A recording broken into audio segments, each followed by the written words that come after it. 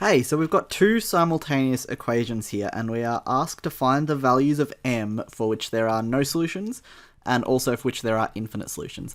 Now, the first step to a question like this is we need to find the values of m that simply cause a strange solution. So by strange, I mean non-unique. Most linear equations will have one unique solution, that's to say one point where the two lines intersect.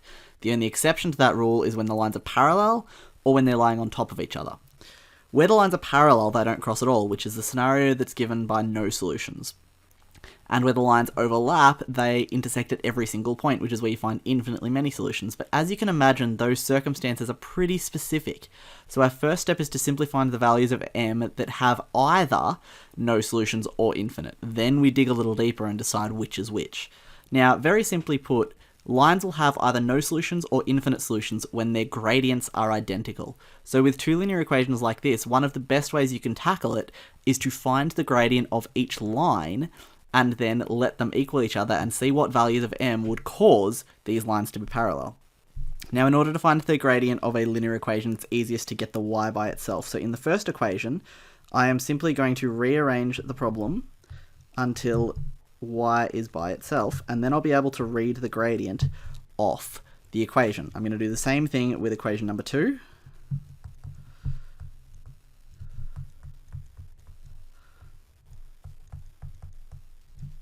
And then from here, I could actually find that the gradient of the first line, gradient of line 1, is equal to the coefficient of x. So that's the value in front of the x term.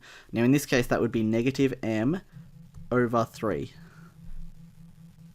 Don't forget to put it over 3. That's the most common problem that people come up against.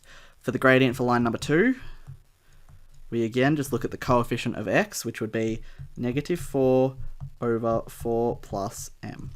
So we've now got the gradient of line 1, the gradient of line 2. If they were to equal each other, the lines would be parallel, which means they either have no solution or infinite solutions. That at least is going to narrow down the problem. So by letting the two gradient functions equal each other and then solving for m, we can find the exact value that we're looking for. Now this just takes a little bit of fiddling around with the algebra, but you will be able to rearrange the problem until you get some semblance of an equation that you can solve. Now very, very frequently these problems will turn into a quadratic, which means that you'll need to be able to work through quadratics in order to solve these properly.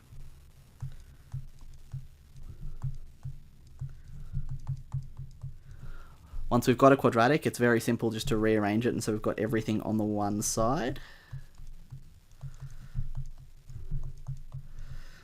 And then we can work on either factorizing or using the quadratic formula to solve. Now in this particular case, once I remove that negative sign by timesing everything by -1, it's actually easier to simply factorize the problem.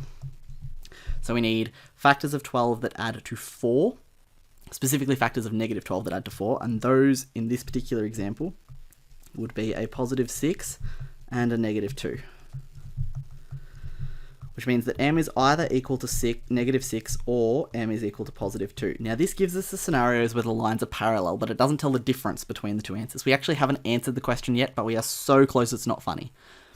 Now, when m equals -6, the lines are either parallel or on top of each other. The easiest way to tell which is to simply find the y-intercept of both lines in that specific scenario. So if we block off a little section, and we first let m equal -6, we are going to find what the y-intercept of the two lines are. So when m equals -6, the first line looks like -6x plus 3y equals 2, which would mean that the y-intercept would be 2 over 3. The second line, when we let m equal -6, would look like 4x plus 4 minus 6, which is -2, minus 2y equals 2m, whereas m actually is also 6, so in here we'd be looking at -12. Okay, in this particular case, if we find the y-intercept by letting x equal 0, we will find y is equal to -12 over -2, which is 6. Now the y-intercepts are not the same here, which means these two lines are parallel, which means they don't have any intersection point.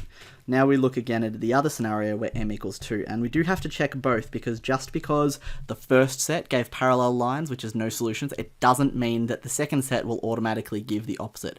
You can have scenarios where both values give no solutions, both values give infinite solutions. There's no way to tell in advance, so we just double check. Letting m equal 2 will give our first equation 2x plus 3y equals 2, which would mean that the y-intercept in this case is again 2/3. And for the second equation, we would have 4x plus 6y equals 4, which would give a y value of 4 over 6, which is 2/3. I'm getting ahead of myself there. So these ones are actually the same line.